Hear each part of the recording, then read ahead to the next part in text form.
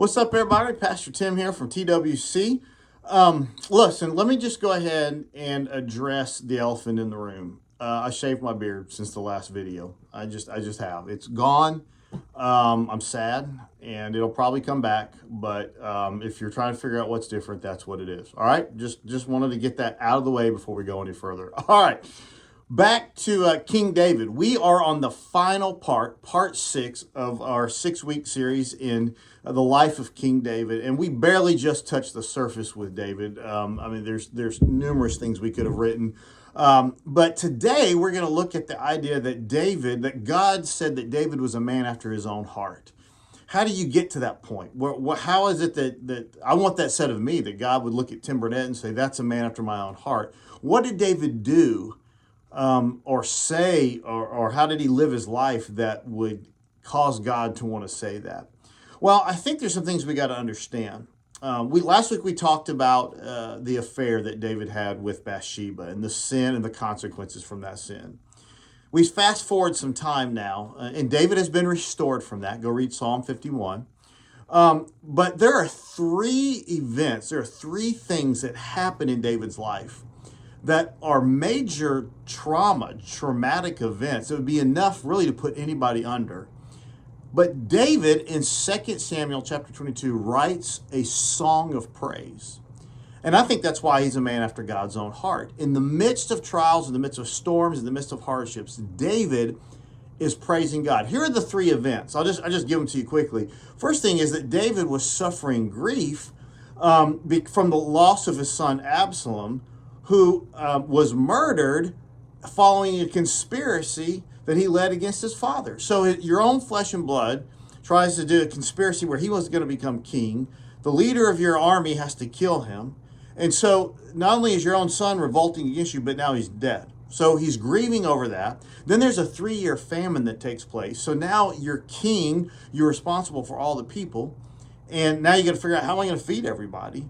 And then thirdly, David, we talked about David killing Goliath, the Philistine warrior, but just because David killed Goliath didn't mean the Philistines went away. Now, there was a lull in the fighting, but the Philistines are pesky. They just come back. And so these three things are happening simultaneously. That's enough. I mean, just imagine grief and loss of a child. And then you add famine and war to that. And matter of fact, in 2 Samuel 21, verse 15, it says, David became weak and exhausted. I'm sure that's a lot to have to take in. But if you go and read 2 Samuel chapter 22, there are some things. David does a song of praise, and there's 4 themes that weave through there. I'll just give these to you quickly. Here's the first thing. The first thing we see that David says is, when life is hard, God is our security. I don't have time to read all the verses, so you read 2 Samuel 22 this week. But there's 3 things that happen even in that David cries out to God. He tells him the truth. Hey, I'm frustrated. I'm hurting. My life is not, it stinks right now. I'm in distress is one of the things he says. And then, but God responds to David. And he reached down from heaven and he rescued David, which of course is what he's done with us through his son Jesus. And then it says that you can read in there that God was for David. I don't know who said this, I don't know who penned this, but I love this. I read somewhere that God had a T-shirt with David's picture on it. That's my boy over there. I love him. I love that. So when times are hard, when things are difficult, God is our security. The second theme that's weaved through this song in 2 Samuel 22 is that when our days are dark, God is our light. David uses the analogy of light. And of course, Christ is our light. But he says, "Oh Lord, you are a lamp, and the Lord lights up my darkness." And even in Psalm 27, he talks about, "You're a light unto my feet." People will abandon you.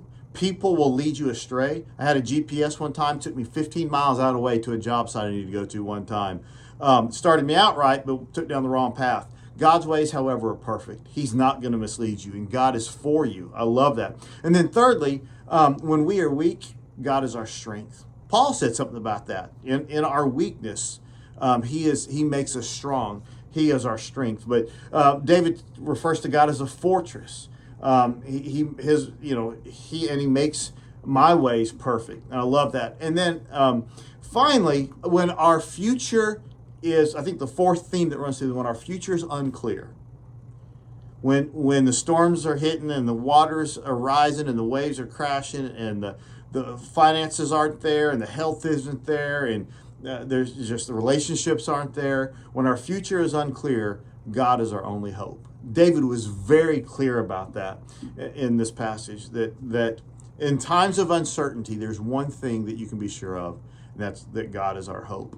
Well, I don't know about you, but I've loved this series on David. I love just his life, a man of integrity. He wasn't perfect. He had flaws like you and me, but he was restored and redeemed by God, just as we can be by Jesus. So anyway, God bless you guys. I'll be back next week with a standalone message. It won't be in a series. It'll just be a message I'm going to preach. And I'll just give you a short synopsis of that next week. God bless you guys. Have a great week. See you later. And go Beards.